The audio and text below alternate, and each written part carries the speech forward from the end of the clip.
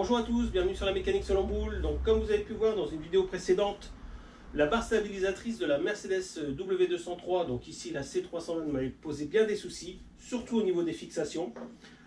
Alors j'ai réussi à retrouver des vis d'origine. Alors ces vis viennent de la Mercedes C220 coupée, donc que j'avais mis en pièces, et du coup j'avais bien gardé les pièces principales, et du coup je récupère une visserie d'origine. Voilà, donc c'est une très bonne chose. Donc dans cette vidéo, on va voir comment remettre en état cette barre parce qu'elle était vraiment triste. Donc cylinder bloc de barre stable, préparation pour la mise en peinture. J'ai ressorti le pistolet, ça faisait longtemps.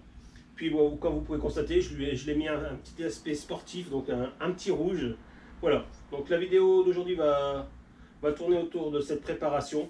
Puis je pense qu'en fin de vidéo, on rassemblera tous les éléments sur cette barre pour pouvoir plus tard la remonter sur la Mercedes quand on aura refait la réfection des moyeux. Voilà, donc j'espère que cette vidéo va vous plaire. J'ai annoncé tout ce qu'il y avait derrière, donc il ne vous reste plus qu'à visionner. Allez, à tout à l'heure. Donc voilà, on est en extérieur parce que tout simplement il fait encore lourd dans l'atelier. Donc on va travailler un peu sur le démontage, la préparation de la barre. Donc on va enlever tout ce qui va nous gêner pour la mise en peinture. Donc c'est parti. Donc déjà on va retirer nos deux biellettes de barre stable qui seront remplacées par des nouvelles. Alors, je me suis aménagé un petit établi à l'extérieur. Voilà.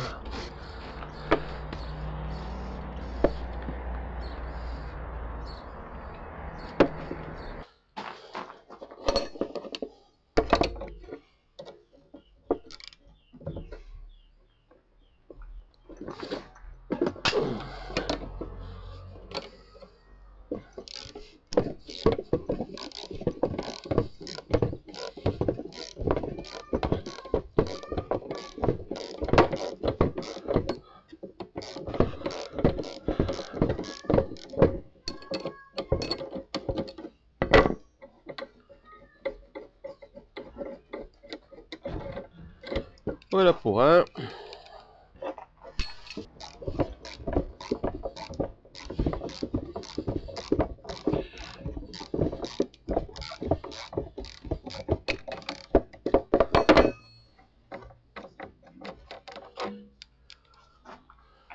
Donc on va en profiter pour enlever nos deux coquilles.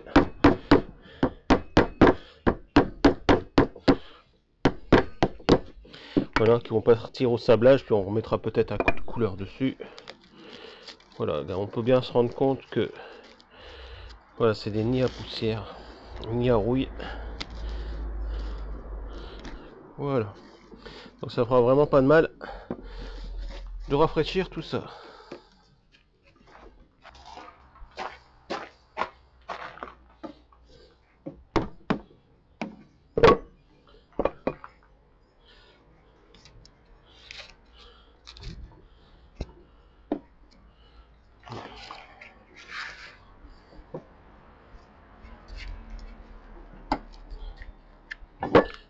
Voilà.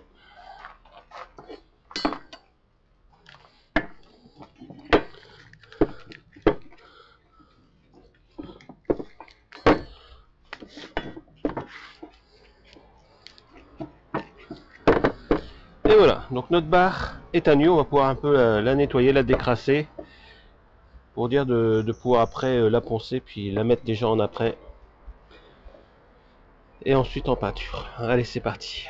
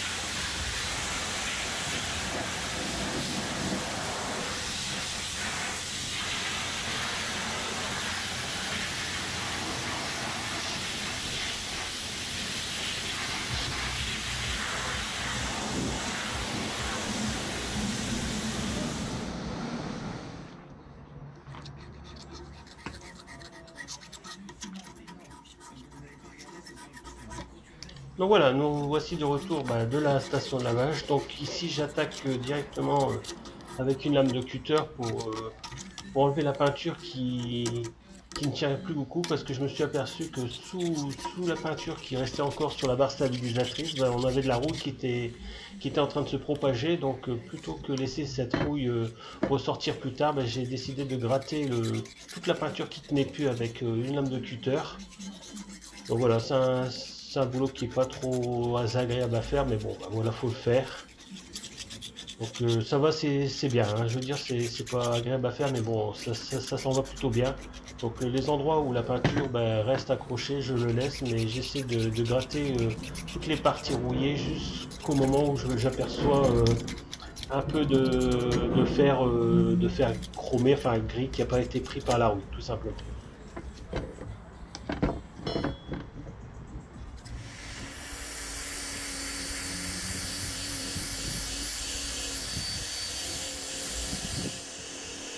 Donc voilà, ici j'ai sorti la belle brosse, c'est une brosse tendre, c'est surtout pour enlever les petits morceaux de peinture que j'ai pas réussi à voir, où je suis passé à côté avec la lame de cutter. Donc du coup avec la meule brosse, tout ce qui tient pas, qui adhère pas à la barre, ne reste pas fixé. Et en même temps ça me permet de commencer à dérouiller, enlever la rouille qui est en surface.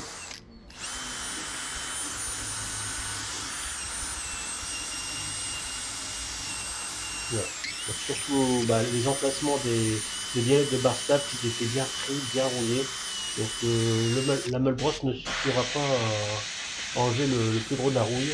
Donc je vais sûrement passer au grenaillage par la suite. Donc voilà, donc je me sers de mon pistolet à sabler. Donc c'est pas une sableuse, c'est juste un pistolet qui se branche sur un compresseur. On met du sable à sabler qu'on peut retrouver pour les façades ou en mécanique aussi. Je crois que ça doit être du 20-30. Donc voilà, ça me permet de grenailler toutes les parties rouillées, puis enlever automatiquement cette rouille qui est en surface. Voilà. Alors c'est bien, hein, c'est un petit appareil qui est bien pour les petits travaux, hein. Sinon ça consomme quand même pas mal de sable, il faut souvent recharger. Donc voilà, j'ai dû bien recharger 4 à 5 fois pour faire le plus gros de la barre. Mais bon, c'est très efficace quand même. Ça permet vraiment de dépanner et je trouve ça plutôt bien. Bon, bien sûr, les protections sont obligatoires ici, que ce soit les lunettes ou le masque. Voilà, on peut s'apercevoir qu'on a quand même un bon rendu déjà, quelque chose de très propre. Voilà, après, j'ai pas poussé non plus le grenaillage, hein. J'ai vraiment fait que de la surface et que du passage rapide.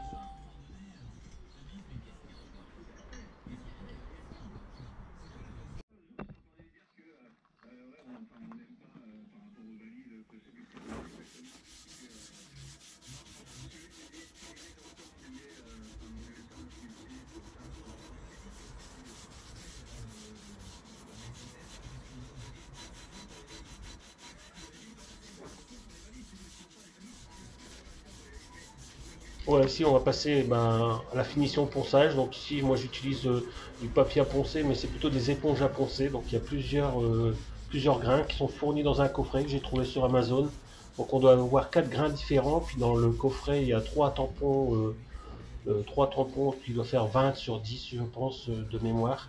Donc c'est un très beau petit coffret et c'est bien le tampon pour justement ces petits travaux avec beaucoup de surface arrondie.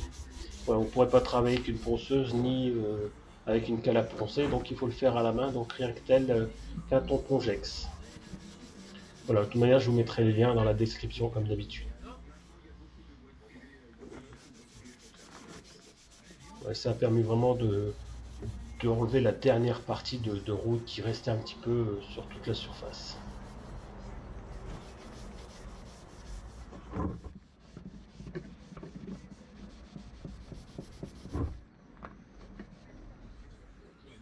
Donc en ce qui concerne le traitement anti-rouille, j'ai utilisé du Bardal, c'est ce qui me restait. J'ai mis en protection un petit peu sur la Whitney Austin, je vous ferai voir parce que elle commençait à rouiller, donc j'ai mis ça en surface et il me restait un petit peu, donc du coup j'applique ça sur la barre avec un chiffon. Pourquoi pas au pinceau? Parce que je trouve qu'avec le chiffon, ça laisse beaucoup moins de traces, c'est plus fluide à l'application. Et le rendu au séchage, pardon, il est vraiment nickel. Voilà, plusieurs couches ont été posées entre deux. Voilà, pour avoir vraiment un esprit de protection complet.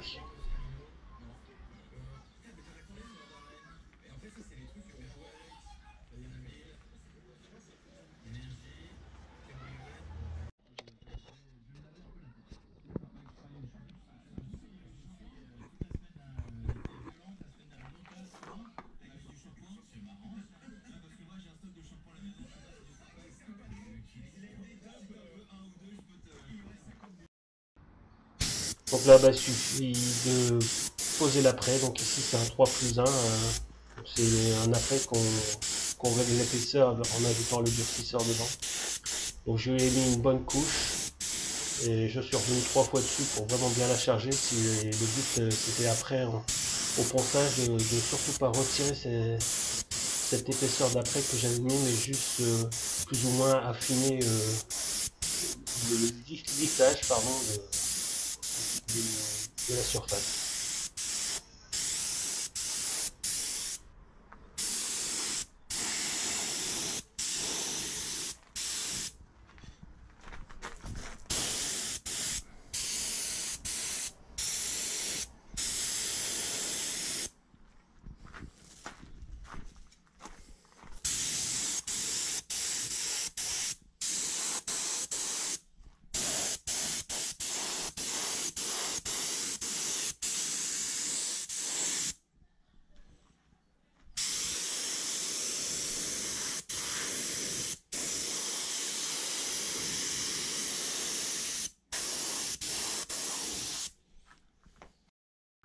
Donc voilà, notre barre a séché toute la nuit. Donc pour le ponçage du classique, papier à poncer, donc je vais partir sur du 400 pour dégrossir un petit peu et après je passerai au 800. Là c'est pareil, c'est ce que j'ai trouvé sur Amazon. Donc c'est vendu en lot, vous avez ça va jusqu'au 3000. Voilà, vous avez différentes feuilles à chaque fois, c'est déjà prédécoupé, c'est très bien fait. Voilà, ça coûte quasiment que dalle. De toute manière, je vous mettrai les liens comme d'habitude sous la vidéo dans la description. Donc je commence avec du 400 et après je passe au 800, puis nous on se retrouvera pour la mise en peinture, je pense. Allez, c'est parti.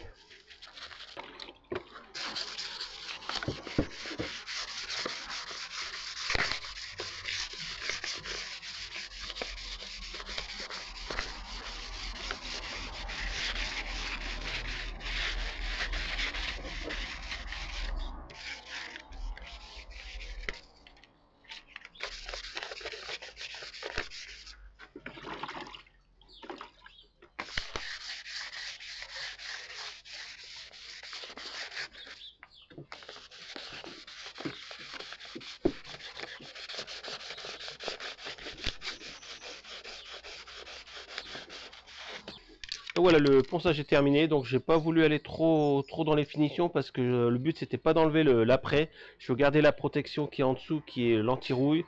Ensuite que l'après reste avec une bonne protection. Voilà, pour éviter qu'on repart sur la barre à nu. Donc en ce qui concerne la peinture, j'ai pas encore du stock au niveau peinture, donc là ça sera de la bombe de chez Action. Donc on m'a conseillé, on m'a dit que c'était des très bonnes bombes de peinture. Donc c'est parti tout simplement. Allez, c'est parti.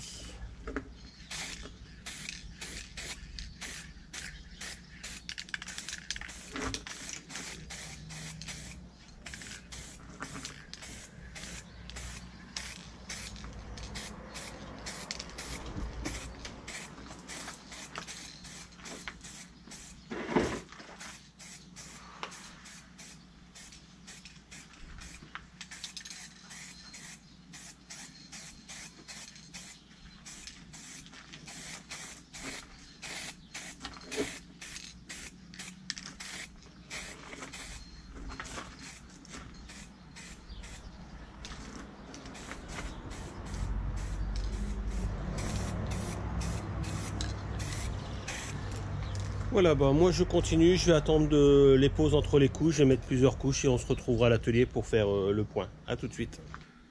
Voilà, je vais me dépêcher quand même de remonter ça parce qu'il fait super chaud à l'intérieur. nos deux secondes blocs. Alors j'ai préparé de la graisse en bombe pour aider un petit peu le remontage. Alors bien sûr, on va mettre ça approximatif. Dans tous les cas, on ajustera sur le véhicule. Le tout, c'était de rassembler l'ensemble.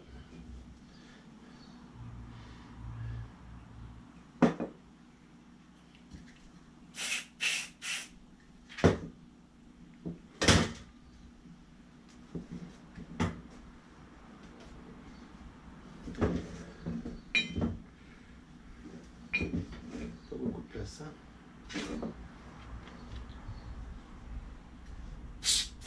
C'est de la graisse, la graisse en bombe, la graisse propre. Je vais y arriver.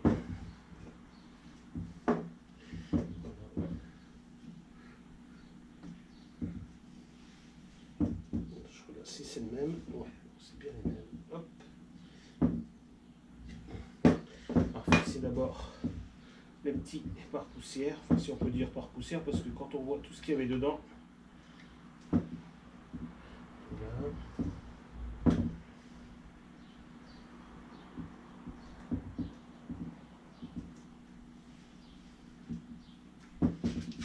Un petit peu plus chiant que le deuxième.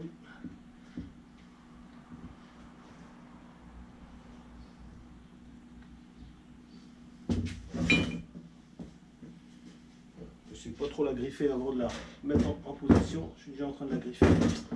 Chier.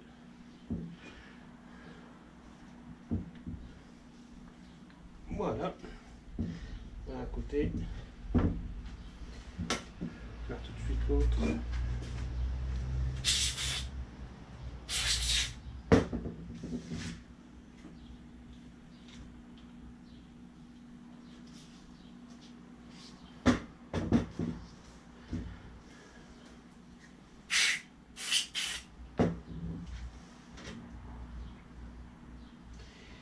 Alors, attention au sens, donc c'est comme ceci. Donc il y a un sens, hein, faites bien attention au démontage. Si vous avez un souci, vous avez qu'à vous référer à la vidéo. Voilà. Nos trous de fixation sont vers l'intérieur de la barre. Donc du coup, ben, notre petit boudin, ben, il doit être vers l'extérieur.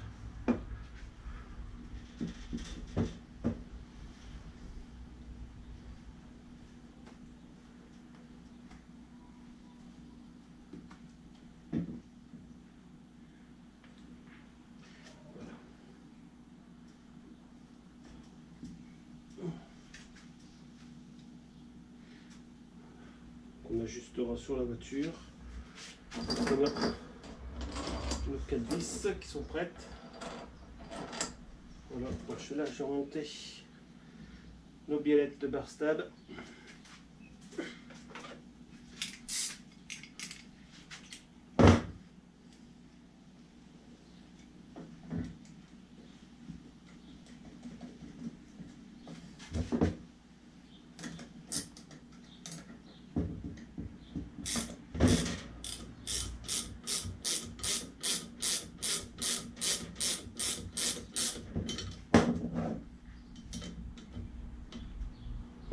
Un petit coup de serrage à la fin sur le véhicule.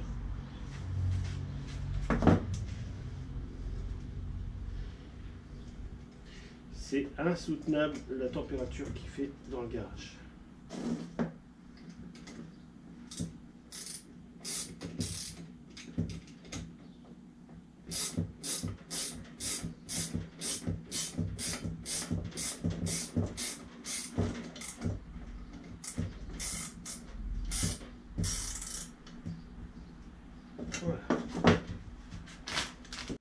Voilà les amis, ça y est, cette barre stabilisatrice a pris une deuxième jeunesse, donc j'espère que cette vidéo vous a plu. Prochaine étape, on réfectionne les moyeux avant, donc les roulements sont là, il ne me reste plus qu'à réceptionner les flasques. On fait ça dans une prochaine vidéo, comme ça après on pourra remonter l'ensemble sur la Mercedes et il ne nous restera plus qu'à ajouter les combinés filetés. Voilà, donc j'espère que cette vidéo vous a plu. Je vous dis tout simplement à très bientôt sur la mécanique selon boule, puis faites attention à vous. Allez, à bientôt.